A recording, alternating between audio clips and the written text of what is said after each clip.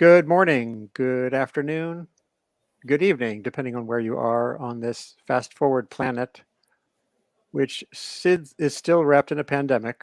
Sometimes it's hard to feel that depending where you are. A lot of us are sort of even with the resurging new variant, feeling a comfort factor.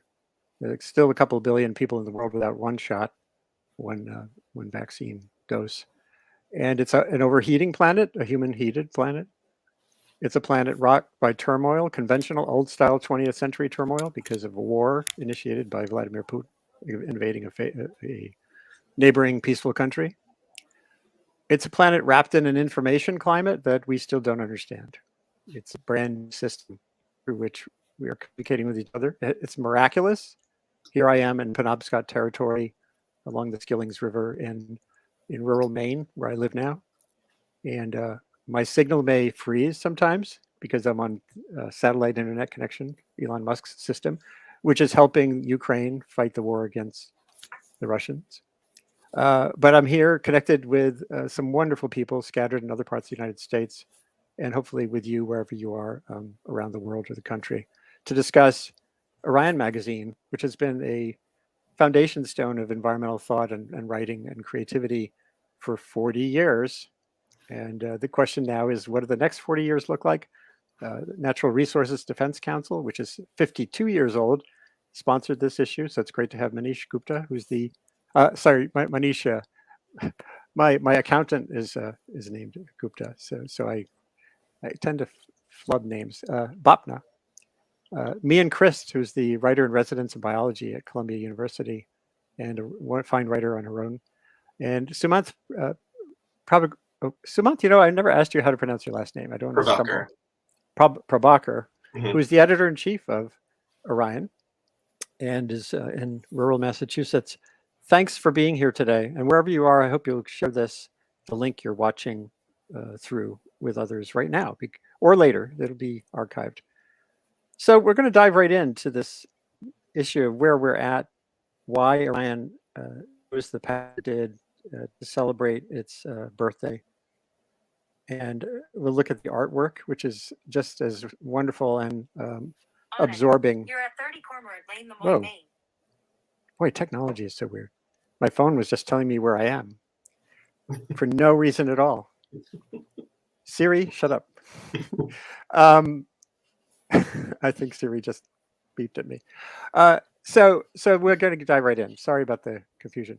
As I said, I hope you'll follow these folks on social media, except for Sumant, and you can follow the Orion Magazine, and they're really interesting presence there too. So we'll start in 1970, which is really really early in the history of the environmental movement. Earth Day happened in the United States 52 years ago. I was still in high school, starting to resonate around these issues. Pollution of the conventional kind was in the news, pesticides and air pollution, smog. And the country did so many things under Richard Nixon, a Republican, who said this will be hard, this will cost money, in one of the greenest State of the Union addresses ever.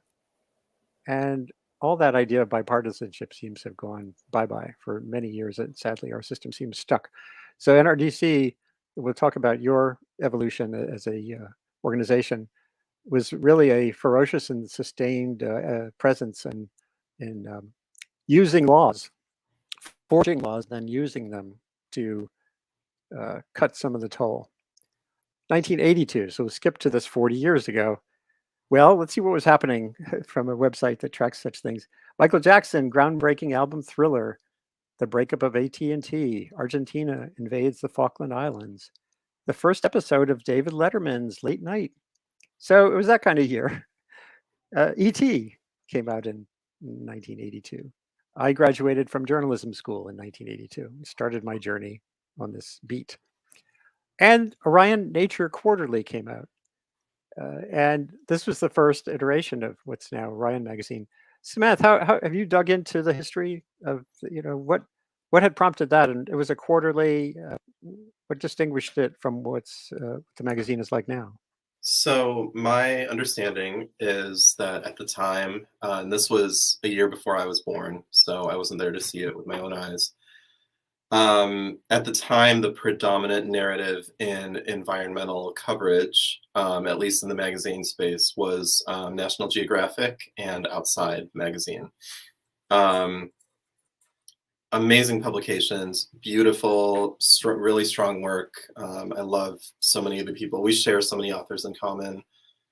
But there definitely is a sense of like adventure and exuberance and go forth and explore the earth um, throughout their worldview. And I believe that Orion was started very much as a reaction to counterbalance that and to create a forum for writing that was maybe a little bit more mysterious and a little bit more reverent, writing that allowed nature to exist as an unknowable force that's surrounding us. So definitely a slightly different and quieter kind of outlook on things. And I think it was kind of like Mad Magazine. It was the only space in town for a certain kind of thinker, and so it drudged up a lot of momentum very quickly as a result. That's why Wendell Berry and Barry Lopez and Mary Oliver all kind of aligned themselves with the magazine very, very early on before it had really got up on its legs at all. And so yeah, that's about as much as I know about its origins. And you came in how long ago, and what is it like now? So I've been here for about 4 years, and we are. I like to say that we're kind of at the cusp of a third generation. So there is very much this generational shift after that initial cohort of the Lopez and the Mary Oliver period of time. There was a very political couple of decades when the magazine was regularly featuring the work of Rebecca Solnit and Bill McKibben and Sandra Steingraber. And all people whom we still keep in very frequent touch with, but as digital reporting has grown far more accessible to everybody, the kind of work that they produce has sort of naturally drifted online, just to be more timely and responsive, and so we're here now. Less as maybe a news platform as we might have been 20 years ago, and more as I don't know, I would call it a space for citizens who are struggling to live well in the Anthropocene, struggling to understand how to reconcile the very conflicting sentiments inside of them with the drastically different circumstances in which they find themselves.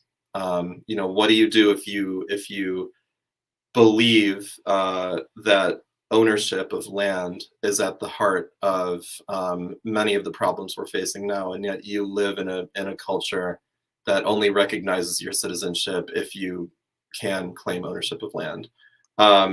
There's a sort of very frustrating existential dilemma at the heart of that, and so we find storytelling is one way of trying to establish a little bit of order in that chaos. Absolutely, and we're going to get to the storytelling part in a minute through me and Manish, she's really scared to say your name. I think that's I think actually it might be Starlink, but so he did warn us that he might periodically. Mm-hmm. There we go. Did I freeze? You're back. Briefly. So for those who wonder, as there'll be a little note there, I'm in rural coastal Maine on Starlink. Thank you, Elon, to have that. The internet is just coming, but it will freeze, and we have too many trees, which of course gets into the trade-off issue we all face in our environmentalism as well. So there you go. 1992. Here's the Anthropocene. I was stumbling around as a climate reporter. I started in 1988 on the climate question, and I wrote this book in part with another environmental group, the Environmental Defense Fund and National Science Foundation and the Museum of Natural History. It was an exhibition in the museum. I was writing this book about climate and getting to the end of a chapter on the human impact on the planet. And I stumbled on this, like one of those sentences where you're writing, where you just kind of get to write. You're not really just laying out some structural thing. And I just was typing, perhaps Earth scientists of the future will name this new post-Holocene era, the Holocene being the last 11,000 years, for its cause of development for us. We're entering an age that might someday be referred to as, say, the Anthropocene. After all, it's a geological age of our own making. The challenge is to figure out if we want to leave a positive or negative legacy. So that was 1992. The issue became more formalized in around 2000 when scientists began to actually interrogate this question. And I, because of this goofy Anthropocene thing, I got invited to join the Anthropocene Working Group. And this became a very interesting time. The first face-to-face meeting was in 2014 in Berlin. And I was looking around the room and realized virtually everybody is male. Of course, we're also mostly North American, Northern Hemisphere. And I mentioned that in a post on my New York Times blog. And then Kate Raworth in England, economist, a renegade economist, as she calls herself, posted one of the best tweets in the history of tweets. And she said she's less worried about the Anthropocene than the Manthropocene, which I loved and wrote again about. And this is where just Samantha, what you were just talking about, the narrative began to kind of get tangled. And who's Anthropocene? Who's driving this? Is it all humans? The word "we" gets used too much. And Elizabeth Kolbert at one point posted, someone had attacked something I wrote about the prospect of a good Anthropocene, Clive Hamilton, and she said 2 words that probably shouldn't be used in sequence: good and Anthropocene. And that led to even more sort of discussion. So that's what's so rich and wonderful about what you're doing. And in the issue of Orion, Sumant, I know you refer to the science that's underway right now. This year is kind of a pivotal year for that Anthropocene Working Group, which I'm no longer a part of. They're rushing around trying to figure out where is the spike? Where do you put the golden spike that indicates this layer? And there's still debate about whether it should even be a formalized thing. So thanks again for your diving into this in the creative way you guys are doing. So let's talk about the issue. And then we'll get to Manish. But actually, let's start. Manish, how did you and Orion connect to have you supporting this, which is a pretty unorthodox mix, a stew, a goulash of ideas? Yeah, no, it's it's an absolutely special and wonderful partnership. NRDC, it's been around, as you mentioned, for 52 years.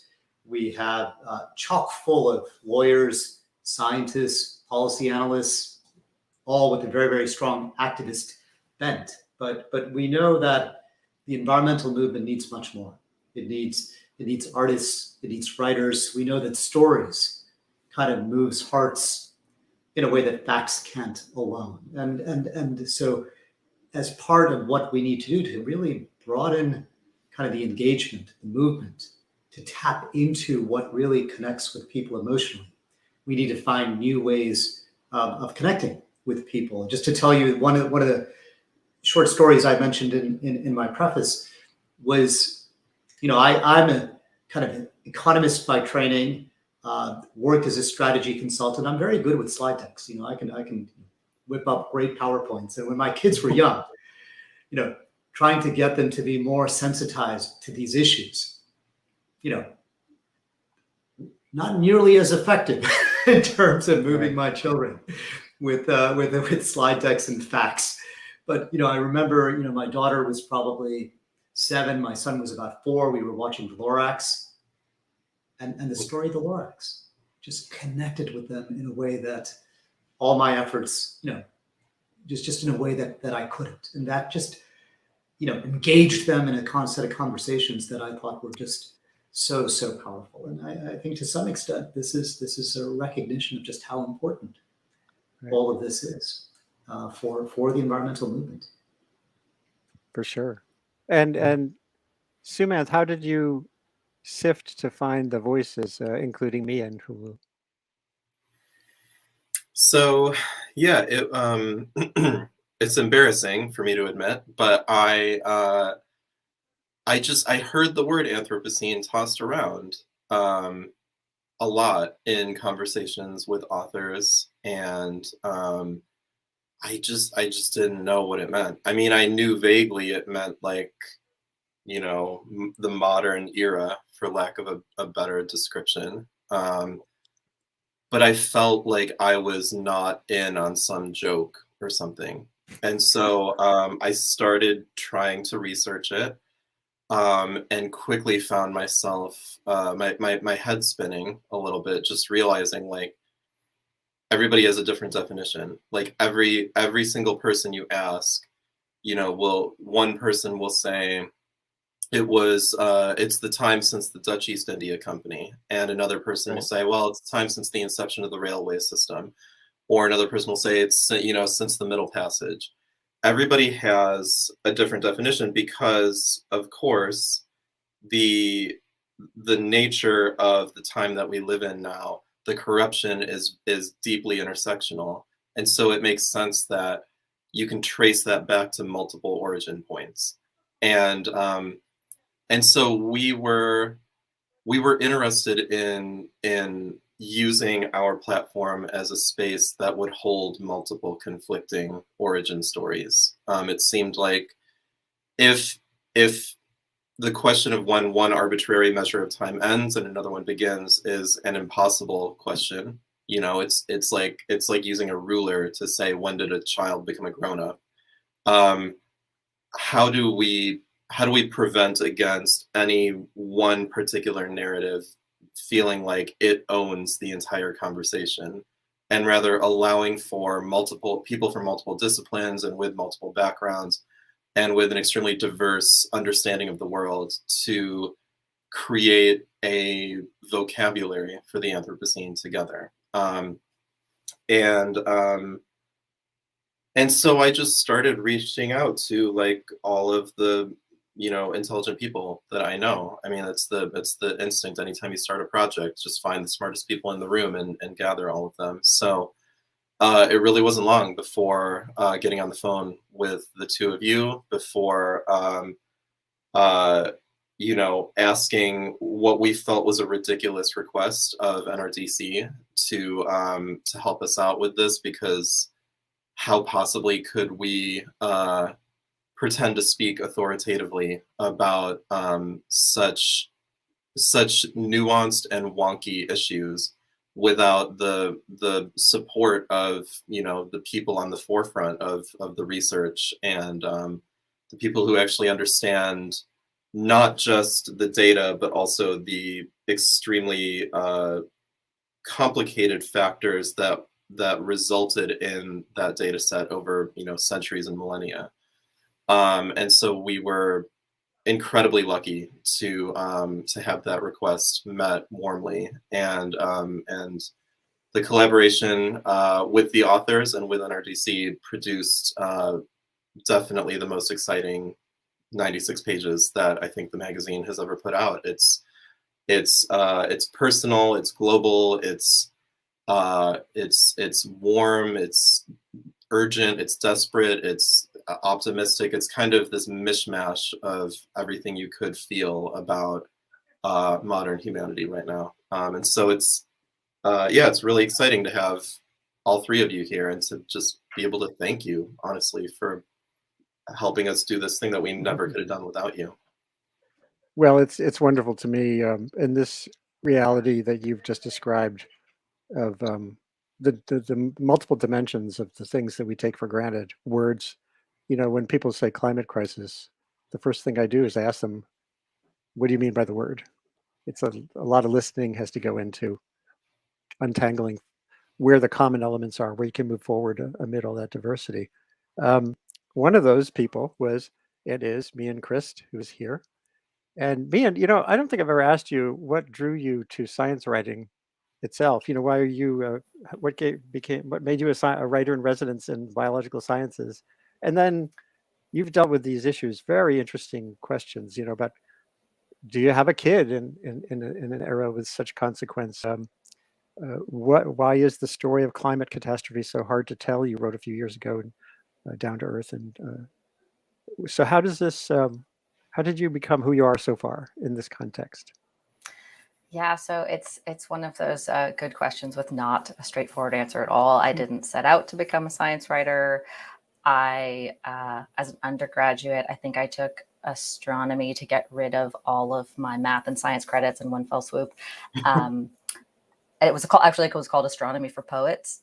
And I don't think I got a good grade. And I'm pretty sure I called it Astrology for Poets the entire time I was taking it. So I grew up in California with a real love of the natural world and grew up around people who consider themselves environmentalists and who were sort of aware of, what was important going on in the climate. But I never fancied myself either a scientist or a science writer. But cut forward many, many years, I went to graduate school for nonfiction writing. And I went in particular because I wanted to write a story about a family member who'd had a brain injury. And I figured that while I was getting my MFA, I would just real quick also learn neuroscience because I couldn't write this story without knowing something about the brain or knowing something about brain injuries. So I literally started taking, mind brain behavior 101. I was like the oldest person in a class full of college freshmen. And I also started doing reporting. I started interviewing scientists. I started going to conferences and started doing things like I used to go with one lab that was kind enough to let me go with them every Thursday night on lab drinks, because I didn't want to interview the scientist in a formal way about what they knew. I wanted to listen to them talk to each other while they were drinking beer and see what it was that really sparked their interest and got them going, and to understand what it was they didn't know, because that was the thing they talked about when they talked with each other. And so I got really interested in neuroscience and sort of learned more and more. And then at some point wrote something about neuroscience. It got published, and it's sort of like a literary journal kind of thing. And editors saw me writing these things and assumed that I was a person who could write about science. And so then I started getting requests from editors saying, hey, can you write about this other sciencey thing? And I would think, yes, sure, I will write about your sciencey thing. And I would go learn something new and write about it. And I stumbled my way into being a science writer, and I'm not sure I actually like that science writer doesn't really fit so well. Maybe I'm more of like a writer who's interested in the intersection of culture and politics and science, and particularly climate science. And the way that I came to climate science was through interacting with vets who had traumatic brain injuries, and doing some of that work and research led me to a group of veteran artists who are mostly visual artists, and many of whom were making explicit connections between militarism and environmental degradation. And this sort of like early childhood training and understanding of, what climate is and what environment is and what nature is kind of came rushing back in those interactions with them, and thinking, oh my gosh, I've been thinking about this about science and what I could write about in maybe the wrong way. Because, in a lot of ways, climate science and neuroscience are similar in the sense that they're both addressing very, very complex systems that we don't understand. And there are many bits and pieces of information that we do know and that are very clear. There's clear consensus around things, but we don't actually understand the whole systems, and we don't really understand how we interact with or within those systems. And both of them have what are, to me, very interesting and fraught histories that intersect with science, with culture, and with politics. So weirdly, it wasn't that big of a leap for me to go from writing about neuroscience to writing about climate. And climate is a science that once you see it, you can't unknow it. And this was many, many years ago. And I think I've just kept going down this track because it feels like the most urgent, confusing, meaningful thing that I could be writing about. It's fascinating. I want to run that by. Oh, we've lost him. I'll take this 30 seconds to say that as a writer, it was absolutely dreamy to work on this issue with, I basically had Sumant, who is a brilliant editor and a thoughtful person and a metaphorical thinker, and then also had, I think it was 3 scientists from NRDC who read my draft and were like, we have thoughts about the wording of sentence 7, line 2. And I love that. I whenever I can, I have my work vetted by scientists, because I always assume that I can and will get something wrong. And someone who's an expert in the field should tell me, no, you can't say for, you have to say at, because if you do this, it's a totally different modeling scheme. And I'm like, oh, okay, great, good to know. So I got really great feedback from scientists, made a couple tweaks to the edit, to the draft, and, Sumanth kind of like shaped it into something much more concise than what I had given him. And so it was just, as a process, I recommend all writers somehow to work with Sumanth and the NRDC. I don't know how you can make that happen, but it's great. We would be delighted. Yeah, and this piece gets at something you said, and this story get at a key element here, which is urgency and the speed of things. The Great Acceleration was a project, the IGBP, International Geophysical Bio, whatever year. And you look at any graph of these days, and it's got that swooping, surging, quasi exponential shape. And yet, as you said, there's a complexity and mass to these problems that's there too. You don't, a super tanker doesn't immediately divert when you turn the wheel. So I'm always grappling with that combination of urgency and inertia. And how do you normalize that?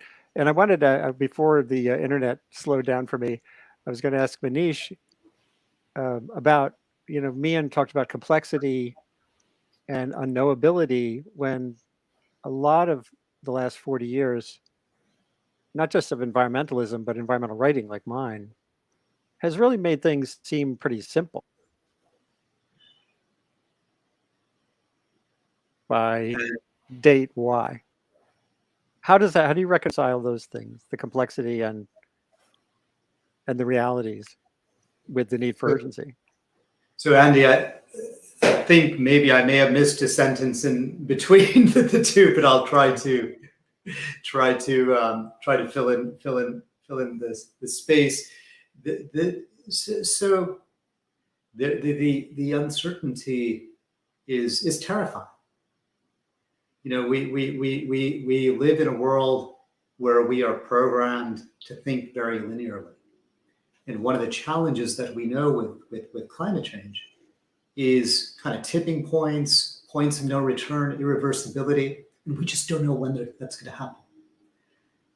And all of these projections that we talk about, the data, the figures, the graphs, there's incredible probabilities associated with them, yet we take them as kind of facts and certainty. And that's what gives me a lot of my kind of concern, is that we just don't know what's going to happen. So when we say we need to limit temperature increase to 1.5 degrees Celsius, that doesn't necessarily mean that everything will be fine. And we're already seeing what's happening with 1.1, 1.2 degrees Celsius of warming. So there is a real want to underscore the challenge around kind of uncertainty. And the other piece I think it'd be worth saying a word about is how we need to change systems in order to actually solve this problem. For much of the kind of early days of the Western environmental movement, it was largely about stopping bad projects from happening, saving special places, and incredibly important work. It raised kind of political attention on these issues. But what we have begun to appreciate is that if we're serious about solving the climate problem, we need to profoundly change the economic system, kind of writ large, in how it plays out today. How we look at the power sector, how we generate, transmit, distribute electricity, how we move from coal and gas to solar and wind and storage. We need to reimagine how we think about mobility. And it's not just about electric cars. It's also about mass transit. It's about active transport. We need to think about the food system, how we grow our food more on existing land, not cutting down forests. We need to think about how we shift our diets, how we stop food loss and waste. And the reason I say that is we have to transform, if we're going to be serious about our climate problems, our equity problems, our nature problems, we need to transform these systems. And that's where the big challenge is moving forward. And yeah, that's one of the hardest things because, well, I think a big part of the history of the environmental movement again was using existing tools, the Clean Air Act, the Endangered Species Act. There's a recognition that it's so hard to change those grand dimensions that we all end up grasping for the thing we know is already in the toolbox. By the way, one of the writers, Lydia Millett, had a neat line about this. Our systems were built for the grand permission, our marketplace, our governments, our machines and devices, even our dreams. So we're all like, the path dependency drives me crazy. And yet I am a very practical person. So I end up thinking, well, what can we do within the existing system? Samantha, in looking at the 40 different pieces, or just when you were interrogating writers and thinkers, did you come to your own sense of which part of that battle is going to dominate in the long haul? Or are we always going to be just stuck between wanting to break things and working practically? I mean, that was one of the appeals to me of allowing this multitude of voices to be centered here is there's as diverse a collection of worldviews here as you could imagine. There are a couple of pieces in there that speak to the bright future that's ahead of us and the amazing feats of human technology dating back to the invention of language and the fact that we will, the idea that we will evolve our way out of this somehow. And there's pieces on the whole other end of the spectrum that basically live inside of a slightly darker place and imagine that whatever crossroads we fantasize about being in front of us is actually long past, and now the job is just to learn to live well in very difficult times, and of course everything in between, and even what's in between. There's systems thinkers, there's literary people, there's people who believe in the power of community versus individual or whatever, and I think that was the thing that always made me a little bit curious about the work of the Anthropocene Working Group, whom you referred to at the very beginning of this, Andy. So, they have these 11 or 12 sites around the world that they are sending these incredibly pedigreed teams of scientists out to dig up sediment cores and to basically look for what's essentially a line in the sand, right? Like what is the turning point that we can cite that will inarguably define that we should no longer view ourselves as inhabiting the Holocene, that things are so substantially changed because of our behavior that we need a whole new name for this period of time. And so it's not, as amazing as the work is, it's not a project that rewards subtlety. It requires, as explicit of a Sharpie in the soil as possible. And I think that's really important for the purpose of political urgency. I think it will light a fire under a lot of people when they see news headlines saying, like, we in our short time on Earth, we have fundamentally changed the movement of time itself in a way that no other species ever could possibly. I think that will hopefully provoke a lot of positive change. At the same time, for on the individual level, for the purpose of trying to just get your mind around this somewhat overwhelming situation that we're in, we found that there is something maybe initially startling, but hopefully in the end reassuring about seeing all of the different worldviews kind of coming together to try to depict various corners of the circumstances. So I'm sorry, that's a non-answer. You asked which one, and my answer is I kind of see the need for you know, multiple conflicting worldviews to throw themselves at the problem simultaneously. Yeah, one of my, I wouldn't call it a moment, but I had a growing realization through my journalism the last 10 years of my reporting, right up until today, that there is no one story, that the word we should be discarded from most sentences. There is no we when it comes to access to energy. There's no we when it comes to responsibility for what's emerging in the world. And the more we interrogate and embrace that diversity, the at least the more sane we can be in approaching the challenge of the Anthropocene. Um, and yet, Can I add yeah, I something? was just going to turn to you. Yeah. Yeah, I mean, I agree entirely with Sumant that like a multiplicity of worldviews and approaches are necessary. And if you are an earth scientist, it means something to put a golden spike in the ground. It means something in terms of data. It means something. It's not an idea. It's, you know, it's measuring things. And given that we have agreed upon certain, you know, meaningful measurements, this is what they're telling us.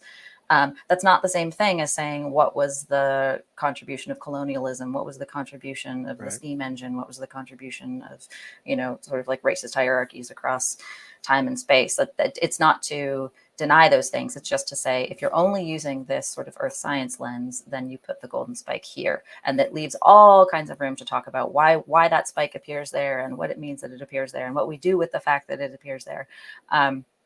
But I would also push back a little bit, Andy, on what you said, this idea that it's unpractical to break things. It is profoundly unpractical to continue on the course that we're on, right? There's, I think, the inertia of wanting to, you know, sort of like not break things, and the inertia of wanting to sort of keep systems in place such that it does not actually cause suffering to change them, right? You know, you can see this in everything from, you know, trying to transition workers in the coal industry to other jobs, you know, like that it's causing pain. It's going to cause pain to many different groups of people to do the kind of work that needs to be done to make this planet more habitable for more life forms. And among those things, you know, that you're talking about like economic systems, you know, we need to decarbonize the global economy. And that's sure that means like a transition to sustainable energy sources. But it also means, I think, scaling down forms of production that are organized around corporate profits and refocusing the economy on human well-being. I mean, that's a huge shift to make. A bunch of people are going to lose a lot of money. A bunch of people are going to lose a lot of power. One hopes. You know, there are some folks who talk about sort of decoupling economic growth from environmental devastation, but this often comes, I think, from a desire to sort of keep societies humming along basically as they are, but to somehow do it without damaging life on Earth. And I am not convinced this is possible. And if it were, I don't think it's desirable, because I think that what is desirable is a transformation of power relations that addresses the intertwined legacies of colonialism and racism and patriarchy, which are the things that led to the ecological breakdown that we're witnessing today. And so, you know, this is going to require a transformation in geopolitical power relations that addresses historical exploitation in the global South by the global North, and the ongoing exploitation of some peoples by and for the benefit of other peoples. You know, it may include creating economies that serve human needs rather than wants.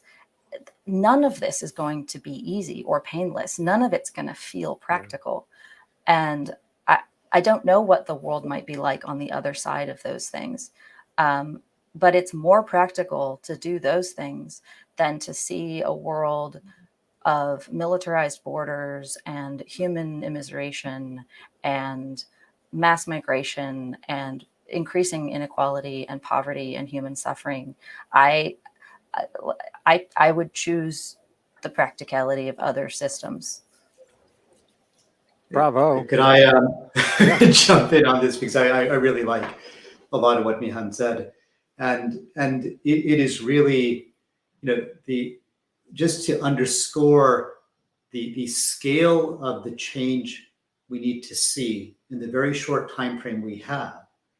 How do we make sure that the things we do in the near term are aligned ultimately where we need to be in 2030, where we need to be in 2050? And a very good case in point at the moment is the Ukraine war, and how that is creating a narrative in the United States, all around the world, that what energy security means is going back to natural gas. It's about coal, it's about oil, it's about more drilling. And how one begins to challenge that narrative, that's actually quite the opposite. That is making us even more dependent on volatility, on a form of energy that we know kills, doesn't solve. And yet, can we reframe this moment as an opportunity to double down on true energy independence, looking at renewables, looking at storage? And that is it's a very good example that if we do kind of the incremental natural gas, the lock-in effects that will have, the future that will create, will make it even more disruptive when we ultimately need to make the shift, and to remember the cost of inaction.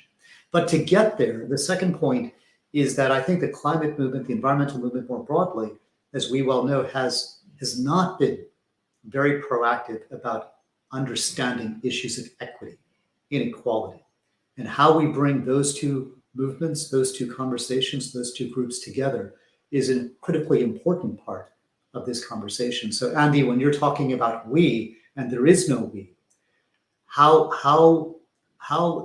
proactive have we been, the environmental movement, Right. in bringing kind of low-income countries, low-income communities of color to the table to help co-create, design, think through long-term vision, short-term policy?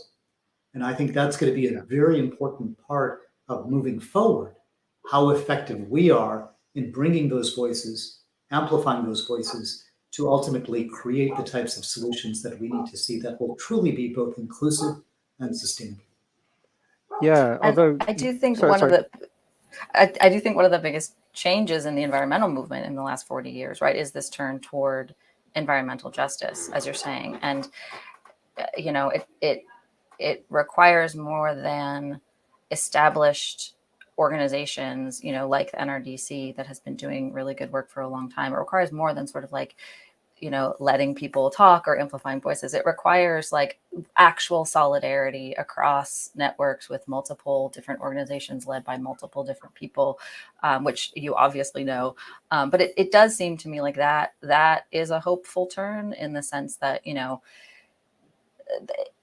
the last, let's say, 20, 30 years has exposed the limitations and the racist history of much of the mainstream environmental movement. While it's also, exponentially increased the base of people who care about and are motivated to organize around ecological issues, right? Because increasingly these are issues of human health and prosperity and the things that people care about, the health of their children.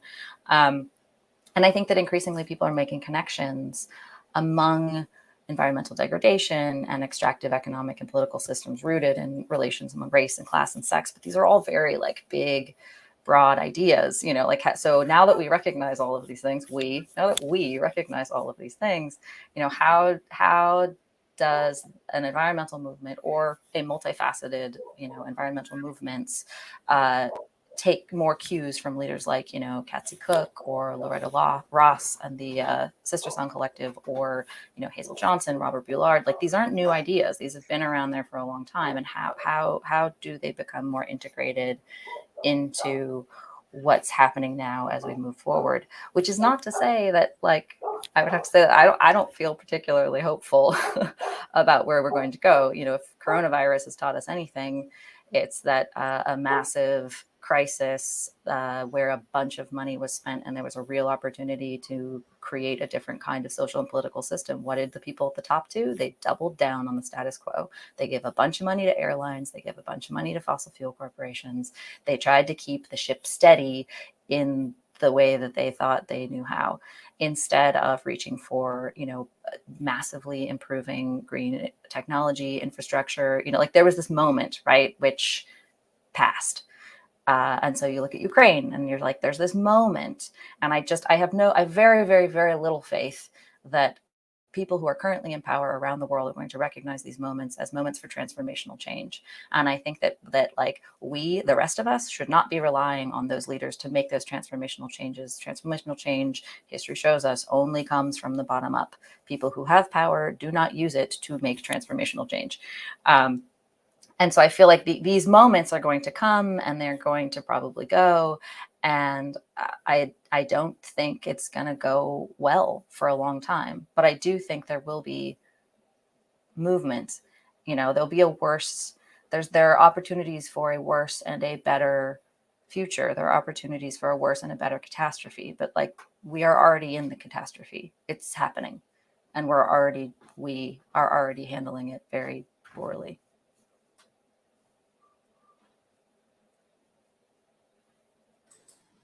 Andy, you might be on mute. Yeah, there we go.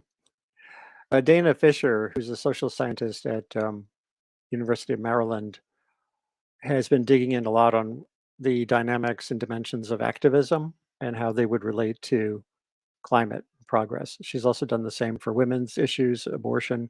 She digs deep into movements and studies them. And she had a piece that came out recently, a paper. She's described what she calls an anthro shift that's necessary.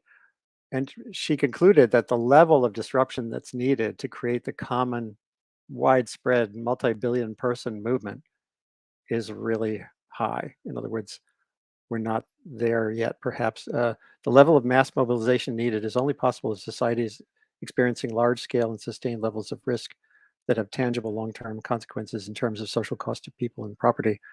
Her work is invaluable. She was a contributor to the latest IPCC report. And I guess this gets to the unknowability factor. That doesn't mean you don't pursue this just because we don't know this particular analysis leads to that conclusion. But I want to throw this back at NRDC and Manish.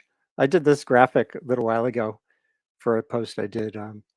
Realistically, there are also these other layers and timelines that are necessary to confront the climate problem.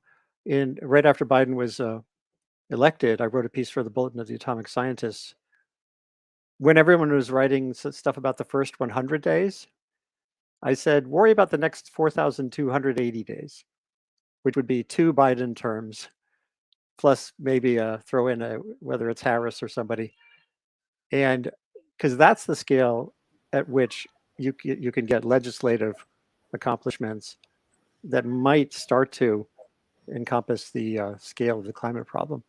And in the meantime, we've got the midterms and presidential realities and the reality of America, where gas prices, this is that same tussle we were just talking about.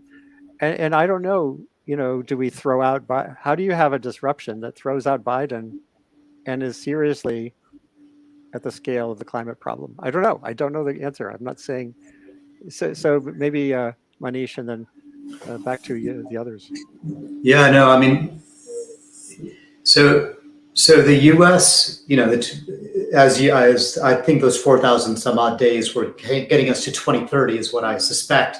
And the 2030, maybe to start with just an observation that the 2030 U.S. climate target of 50 to 52% below 2005 levels in terms of greenhouse gas emissions is I want to start by saying it's woefully inadequate from an equity standpoint globally, right? We all recognize it is very ambitious given where the U.S. is today, but from a equity standpoint globally, it is far from what the fair share of what the United States needs to actually deliver.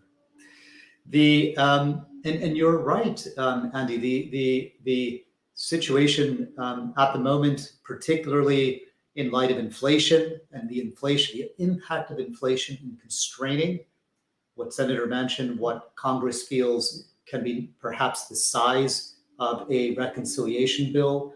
The Supreme Court ruling from just 2 weeks ago, EPA versus West Virginia, and having a very conservative Supreme Court constrain what the EPA can regulate in terms of power plant carbon emissions, but even more importantly, the major questions doctrine that they put forward that in essence says that the executive branch agencies cannot take on rules that are perceived to have major political and economic consequences without the explicit direction and delegation from Congress is not permissible, creates real headwinds. So what do we need to do? Well, there's still things that the administration can do through Congress, through rulemaking. There is a lot that needs to be done at the state and local level.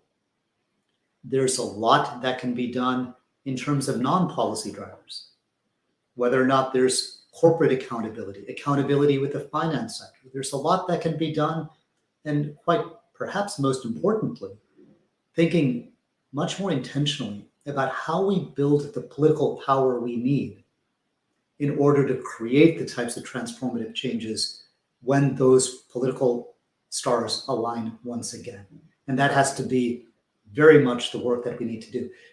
Andy, you started this session with a picture from 1970, the Earth Day, and the protests and the rallies around Earth Day. There were 20 million people on the streets in April 1970. That was 10% of the US population, helped lead to the Clean Air Act, the Clean Water Act, setting up the Environmental Protection Agency. We need to think about how we actually get that scale of protest, of mobilization today. And I think there is a way to do that. I remain still quite hopeful because the future we envision is actually a better future for people. There are challenges with inertia, challenges with people in power, challenges in the transition, but it is a better future in terms of public health, in terms of livelihoods, in terms of quality of life. And so that's part of what we need to be really translating and mobilizing today. So we're going to slide toward the close here. But by the way, I see these conversations always as the beginning of something. I'm hoping, first of all, I don't know if you have a hard stop at 2. If you don't, we can go a little longer. Anyone have to jump off immediately? I can go maybe 5 more minutes. I do have a 2 o'clock Okay. call. Okay. But we can do a part 2 or part 3 or part 10. This is a line of inquiry and ideas, and we can get more voices into the mix. So let's go to 40 years from now, which I won't be around unless there's some strange revelation from me and the biological sciences group at Columbia or elsewhere. But my sons and so many other people, 9 billion people will be around. So let's go to 2062. What do we envision, given the scale, given what it takes to do an anthro shift, as Dana Fisher would call it? What does the journey look like day by day for each of you going forward?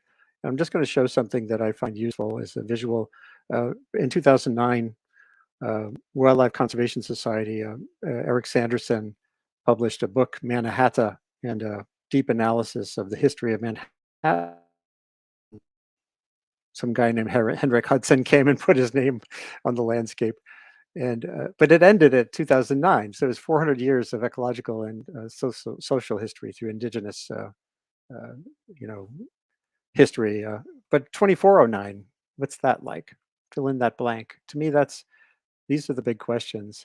And there's work that the timescale challenges are really tough. So what's the day-to-day wish you would have, not just for yourself in your own writing or your own action or editing your magazine, but your society, the people around you? What's kind of the wake up? What's the word sitting in your head that gives you something to pull forward? Maybe Sumanth, you could get at that. Sure. I'm definitely the smallest thinker in the room right now. Oh, come on. I tend to kind of grasp onto very little images and small images in my memory bank for inspiration. And one thing that I've been thinking about lately is so my parents were born in India. They moved here before I was born. So my experience with the country is, visiting every other summer when I was a kid, to get to know my grandparents a little bit. And so we would go, and around the corner from my father's parents' house, it was in downtown Chennai, but back then the streets were still dirt, not yet paved. You'd walk around the corner, and you would pass like a guy with a fruit cart and like this pristine pyramid of mangoes on the fruit cart, and there'd be a woman doing like eyebrow threading at a little station. There were just like lots of little pockets of activity happening, and I would walk past all of them to this lending library. So this guy, I don't know the full backstory, but I guess he was self-taught. His literacy was self-taught, and he shows up in town, and he has this idea of accepting donated books from people in the community and putting them up in this lending library. And my grandfather helps him to figure out how to take donations of like old Coke bottles. There's a drink called Limca, and there's one called Thumbs Up, and everybody loves drinking those. And when it's super hot, and you give them, and the guy would take them to the transfer station and get a couple of rupees or whatever. So that's how he makes his living. The space itself is like a recess in the outer wall of this local warehouse. So it is like this manifestation of the lack of ownership. It is as much of a communal concept as you could imagine. You walk there and you share your garbage with this man. He shares space with the warehouse. The people in the community share their books with him, and he then shares his books with you. And my most formative reading experiences growing up were, carting back like stacks of Tintin and Enid Blyton from that guy's little space back to my grandparents' house and reading them on the floor. And so much of how I see the world, so much of how I understand story, so much of how I piece together any kind of narrative that's in front of my eyes is colored by that experience. And so I don't know, I would never presume to know how that scales. But I find comfort in the thought of a future with more of those. And I find my responsibility is to encourage my children to see the world through those eyes, and to encourage their little networks to see the world through those eyes. And I don't know, I'm hearing myself now, and I'm sounding a little bit Pollyanna-ish, I think. But I do believe that something as radical as communal living, as the lack of ownership, a space where resources are truly shared, I think that requires movement on the individual level. Because it's just too, well, maybe it doesn't, but it does, from my perspective, it does. Because to imagine the amount of, the amount of head scratching that would have to happen in order for that to come down from on high is a little bit overwhelming and despairing to think about. So one little street corner at a time. Yeah, well, I'm sure Meehan, you've thought about this a lot too. There's been the individual action component has been really trashed by some people lately as being, it's been discounted deeply because everyone's trying to sell the idea that systems are completely co-opted. So we need systems change. I disagree with that completely because of what Dana Fisher has written, which is you need people, communities. You can build impetus through communities, through basic engagement, basic capacity building. The positive story that Manish was talking about is there everywhere, and using the internet, which is to have a little bit of spreading and sharing of ideas amid all the noise. One of the chapters, one of the pieces in the magazine was about the noise, the age of noise. We can use these tools all around us to do that. You can cut vulnerability to climate hazards today. Somewhere right down the block from each of us, there's someone who is homeless or in an unair conditioned mobile home, or otherwise vulnerable because of history or prejudice. And that community scale action can create momentum that can push into, even possibly into Washington. But I'm not saying it's wrong for activists to go to Washington and block highways. I did a story on that the other day. That's all part of the mix too. We can all disagree and agree about those strategies, but I see every day something at the local level that does translate into the scale. That's where you get the scale. We're not in a top-down world anymore. So anyway, I'd I like think to that- hear the closing ideas Yeah. from each of you. I think some of the reason that there's been pushback against narratives about individual action is because many of those narratives come to us from the fossil fuel industry, right? So BP was the one who popularized the idea of the carbon footprint. They sort of plucked it from academic obscurity and they made these carbon calculator footprints, and it became all about what can you do to save the world, meaning it is your fault that the world is the way that it is. You personally are responsible for whatever carbon it is that you emit into the world and into our atmosphere. And therefore it is your responsibility to shrink your carbon footprint, become smaller. And this is a very powerful narrative.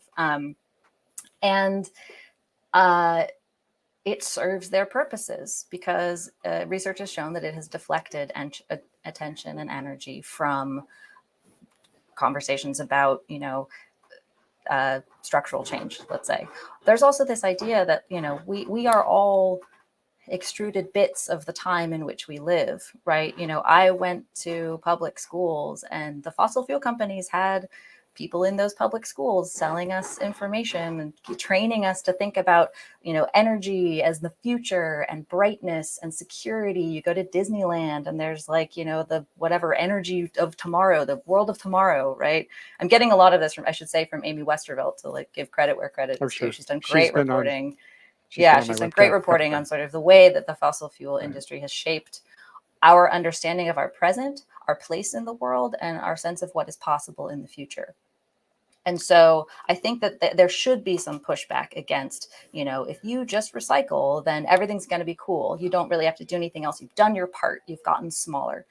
But I do also think that there is sort of another line of research that has to do with something called social contagion, right? That if you start recycling, it's not going to save the world, but it's going to make your neighbors go, hey, why are you recycling? And then you have a conversation about plastic. And then you're like, oh my gosh, plastic comes from fossil fuels. And then someone's like, actually, they've done a ton of advertising and a huge push to make us all think that we need more plastic, which actually maybe we don't, right? And then that turns into a piece of legislation that does something about microplastics in oceans, right? I mean, that's the ideal kind of, trajectory. And it is possible. And so I don't discount individual action, but I think we need to be very careful about separating agency or parsing out how much agency we have in what realms and which actions are meaningful and why. And to tell better stories about those things.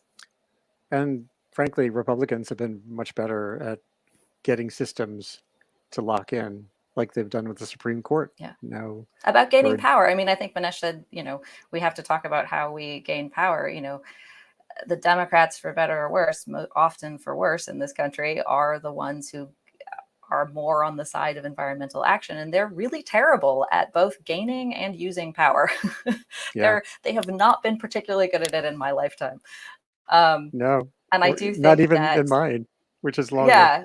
And suddenly they're everyone's kind of waking up and is like, oh, maybe we should have more political power. That would be a great thing to have. Right. So yes, let's figure out how to have more political power. And how do you build power? How do you build solidarity among communities? How do you build solidarity internationally? How can we look to people who are doing this work in other countries, from Ecuador to New Zealand? There are all kinds of places where really interesting work is being done and political power is being grown. And I see less of that happening in the United States. Which doesn't mean it won't happen. And you said before, is there one word? And the word that popped into my head was rupture. because something has to be so fundamentally different from how the world is now that, you know, you talk about this like 2400 or something. I, as an extruded bit of the time in which I live, am incapable of imagining what that might be, because my mind has been so shaped by the world that I live in.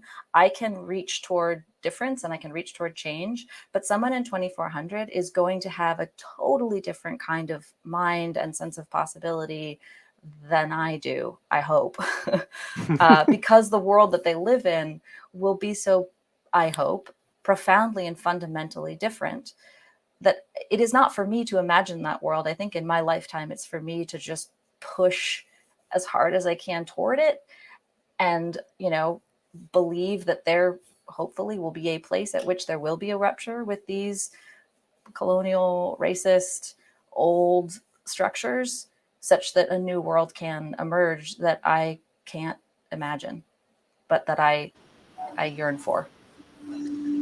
Thank you for that. Manish, could you give, I know you have to go, so could you give your final thought? What's the word that wakes you up every day? Well, there's so much here. Sorry, can you hear me? Yeah. Some Okay. feedback somewhere. Okay. No, just wanted to say, Andy, that there's so much here that I think we've raised. I would very much welcome a part two if others are game for that. But just two very really small thoughts, both triggered from what both Meehan and Sumant just said. You know, very much agree with Meehan that we need to be careful not to not fall prey to how the fossil fuel industry has suggested that individual action or inaction is the cause for climate, and not appreciating or disguising the systems that perpetuate the problem that we're in and that stand to benefit them. That said, I think we can reappropriate some of that space to really think a little bit about how do we actually engage and demonstrate a different future, a different vision. One of the things NRDC has been doing, similar to what we've been doing with Orion, is we have a Rewrite the Future kind of initiative, working with Hollywood around, in the same way we were working with writers with Orion Magazine, working with actors, producers, directors, screenwriters in Hollywood about how to portray climate in ways that can really energize, engage, mobilize, shift narratives. And this is moving also at times from just the polar bears or the apocalypse and kind of how everything to much more natural, common kind of visuals. The EV in the garage, or even better yet, the 20-something taking public transit rather than jumping in their car. Little images like that can begin to reshape how we look at these issues. The last point, I just want to make Sumant's story, just as what a wonderful story it was, kind of provoked a quick image in my own mind, Sumant. As you probably can tell, I'm also from India, and I had a very similar experience of spending every summer in India, and but growing up in the States outside of Chicago. And this was back in the 70s. I'm older than Sumant, and I remember, at that time, America was the world of possibility. That's how it was perceived. You had Dallas and Dynasty and big cars and big houses and blue jeans and toaster ovens, and we would, every time we would go back to India, we would bring a suitcase full of stuff that you couldn't buy easily in India at that time. And I remember we weren't particularly well off, but we saved enough money to finally have my dad's older brother come to visit. None of my family had left India, except by good fortune or not bad fortune, depending on how you look at it, my parents. And we saved all this money to kind of buy a ticket for my father's older brother to come visit us in India. And it kind of came to this moment. We were eating dinner in Udaipur, kind of Western India, on the desert where my father's family is from. And I told him, hey, we finally saved enough money. We feel we'd love for you to come visit us in the US. I was so excited about that moment. And he kind of looked at me and he said, I have no real interest to go. And I was absolutely crestfallen. And later that night, I was like, I was really silent. And he came up to me with my father and we started talking about it. And he goes, there's nothing in the US that inspires or excites me. There's nothing there that where I really want to go. And he actually soon up to go to South India, and he wanted to go for much different kind of spiritual people, kind of very different reasons. And that moment, what progress is, what growth is, what matters in life, just came to such sharp relief for me. And so, Andy, coming back to where we are 400 years from now, where we need to be, this point about what matters, what's progress, what's growth, reimagining, redefining that, and then creating systems that support that is what I hope we will be in 24, 22.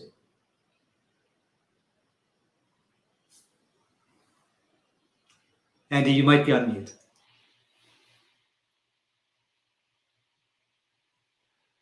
Conveying these stories is such a key part of this too, whether it's through electronic means or it's a town hall. People hide behind emblems and simplistic phrases, but the more we are able to share and shape through conversation our experience, the humanity comes through. The interest, the empathy is there, so we can reduce the vulnerability of those who are vulnerable, can work incrementally at grand things that will transcend our time. I love at Pace University, my old colleague, John Cronin, who was the original Hudson River keeper, wonderful man. He used to teach a course, a clinic in environmental policy. And the shape the course was implicitly about everything we've just talked about for the last hour. Every semester, students would work on a problem, like how do we get Tarrytown to have solar panels over the parking lot at the train station? And at the end of the semester, they would write an exit memo for the next cohort of students coming in to take on the challenge. And I think, in a way, what we should do here is write an exit memo to propel iteratively what steps we learned are not so good, what we learned that's important about distinguishing greenwash from true individual action, and then go forward. But designing our, I think one of the hardest things for humans is getting past the traditional story form, beginning, middle, end. We're on a journey that's an iterative learning journey and a doing journey at the same time. And those exit memos and entry memos, handoffs are all a part of this. And thank you all for being here today to initiate what I think is a really important set of discussions going forward, all sparked by Sumant and that great issue of the magazine. I hope everyone can have a look. Orion Magazine is easy to find online. It's easy to subscribe to. I'll be writing this up tonight for my bulletin thing, and I'll include links as well. There was one wonderful comment that came in, and if you have to get off for that meeting, Manish, that's okay. But I just want to, where was it here? Hold on one second. Where did Thank it you, go? everyone. Thank you. There was a great comment from Joanne Underwood, who's out in McGarry, who's out in the hills in Northern California. And it seems to have disappeared. That's weird. I never had that happen. She said when she was typing in the word Anthropocene, her Google platform was telling her, no, that doesn't exist. There was like a little red underlining thing.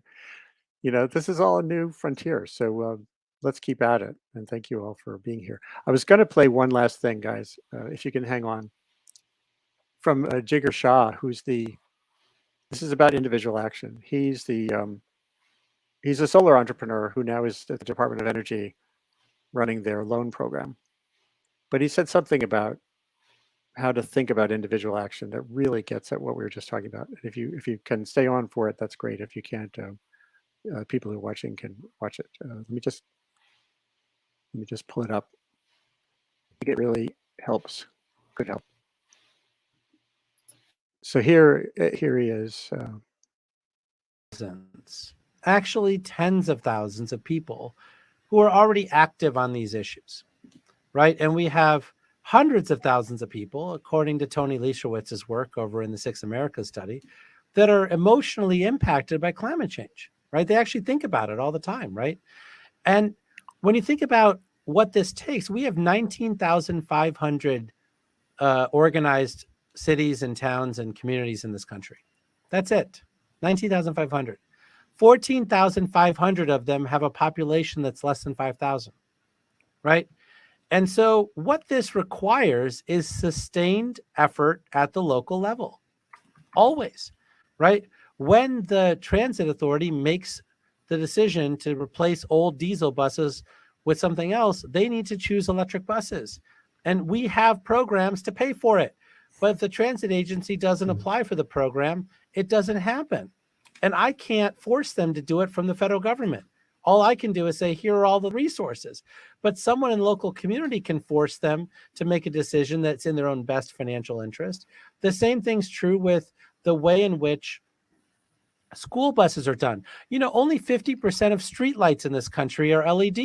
We could replace all the rest of the streetlights with LED lights. It's like an 8-month payback, right? The amount of school rooftops that don't have solar on them when it's fully financeable and you save money from day one, right? I mean, you know, Brookfield bought Constellation's commercial and industrial solar division, and people who like live close to their work, right? Not the ones who are driving 20,000 miles a year for their job. So you get the idea. He's got billions of dollars in loans already available through the bill that passed, the infrastructure bill. But communities have to know it exists and to apply for them. And that's where the justice issue gets into. The administration has Justice 40. How do we empowered people make sure people have access to the tools they need to even apply for the loans? So there's tons to do everywhere I look. And that's my journey, is every morning to look for vulnerability. How do I reduce it? What can I do with my tools, most of which are online communication, to fill those gaps? Meehan, good luck with all your writing, and you're doing wonderful work. At every Thanks for scale. having me, Andy. Samantha, Good to see you, Samantha. the issue is fantastic, and I hope everyone dives in deep to see just how rich it is. Everyone from Meehan to John McPhee, and even dear departed Barry Lopez is in there. It's just an incredible stew of stuff. So thank you for being here today, and Thanks for all having those me. for all those who are out there watching, or if you catch this later, do share it with others. Build conversations around the themes here, and do look at the art as well. It's unbelievable. The art, we could do a whole nother session on the artist you harnessed. So this is Andy Revkin at the Columbia University Climate School, coming to you from Hancock County, Penobscot Territory in rural Maine. And Friday, we're doing our news review session, as always, at 1 p.m. Eastern. Lots going on. I'll catch up on.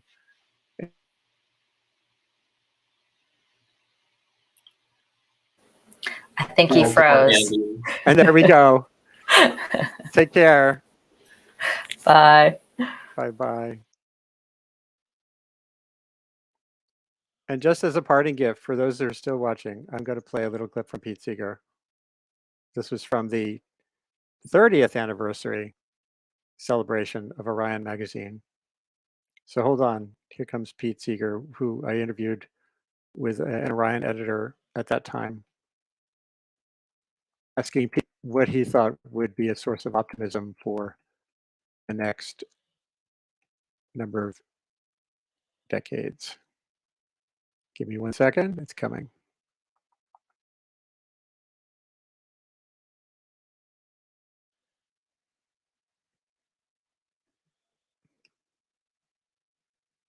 Here we go. When you think of the future, what do you think of the next 30 years? The internet.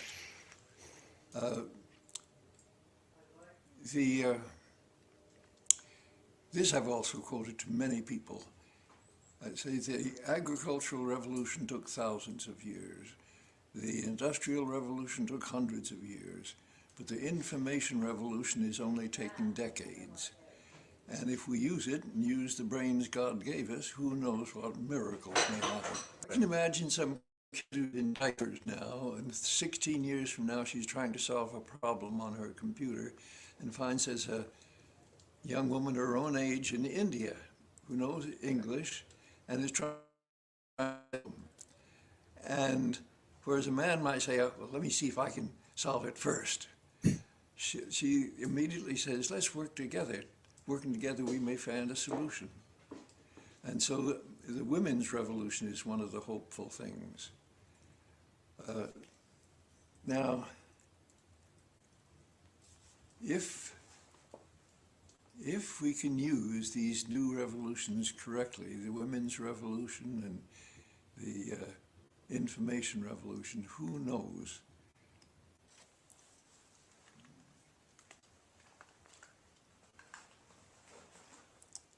Now, whatever God may mean to you, there's great work that we should do. God's counting on me.